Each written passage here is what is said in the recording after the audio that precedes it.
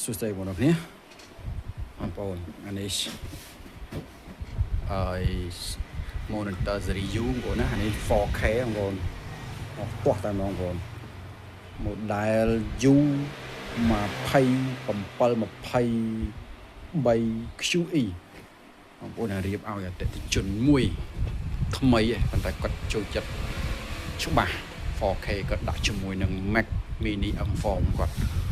ថាអូអែមគាត់តេស្តមុននឹងដាក់ស្អាតគាត់ស្រឡាញ់តែម្ដងនិយាយចំបងប្អូនអាពពួកនេះពពួក Dell Series U ក៏ដល់ 3P ក៏ដល់បើនិយាយប្រើជាមួយពួក Mac Mini គឺឬក៏ Mac Pro អីក៏ដាក់ទៅគឺគីឡូវាស្អាតតែម្ដងបងចេញមកគឺថាដូចកញ្ចក់ Mac ចឹងបងប្អូនស្អាតតែម្ដងអូខេអរគុណច្រើនបងបានមកជីវពួក 4K ក៏មិនជាមានច្រើនមកទេបងប្អូនណាហើយ stock ក៏កាន់តែខើចដែរ